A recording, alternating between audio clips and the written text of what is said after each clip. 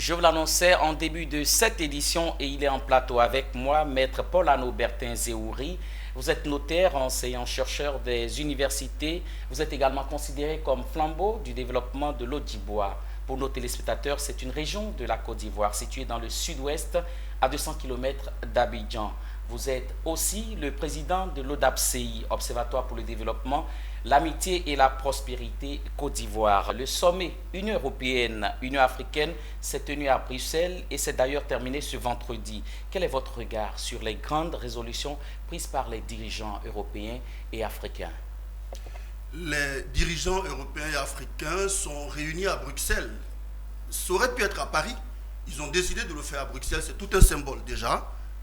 Et ce sommet conclut au développement de partenariats et non plus d'aide comme cela avait l'habitude d'être signifié.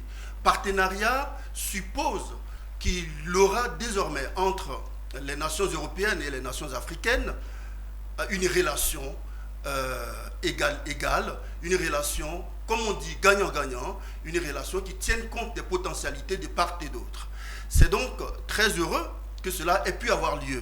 Mais c'est davantage une bonne nouvelle pour la France elle-même, parce qu'il était quand même curieux qu'un seul pays se donne comme étant donc le parterre, le père de plusieurs nations que constitue l'Afrique. Donc que l'Europe récupère ce partenariat, c'est vrai que ce n'est pas le premier sommet qui a lieu, mais celui-là, il est quand même déterminant de la suite des événements et cela, c'est de bon augure. Le Mali était également au cœur des discussions. Comment voyez-vous l'avenir du Mali dans ce contexte de redéfinition du cadre de partenariat entre l'Europe et l'Afrique?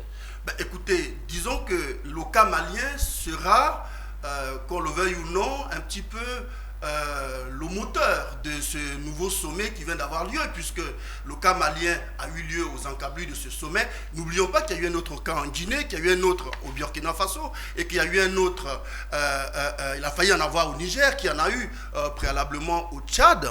Mais disons que le cas malien sera symptomatique des résolutions qui sont en train d'être prises. Alors, qu'est-ce que cela va apporter au Mali et au cas malien? Oui, que des bonnes choses, parce que finalement, au lieu de concentrer une certaine méfiance, une certaine défiance entre la France et le Mali, cela va un tout petit peu intégrer, si vous voulez, tout ça dans un grand ensemble qui est l'Union européenne, de telle sorte que les autres pays de l'Europe vont aider la France, vont conseiller la France aussi, vont lui permettre d'être beaucoup plus juste, d'être beaucoup plus équilibré dans ses approches avec les questions maliennes. Donc le Mali a beaucoup à gagner dans ce qui vient de se décider à Bruxelles et c'est heureux parce que les autorités maliennes iront désormais négocier, discuter, pas seulement avec la France, mais dans un grand ensemble qui va leur permettre d'avoir bonne figure. Ça va leur permettre d'avoir bonne figure. Maître Bertin Zéhouri, merci d'être passé sur ce plateau. Merci beaucoup, merci de m'avoir reçu. Merci à Business 24 et à tous ses dirigeants. À très bientôt.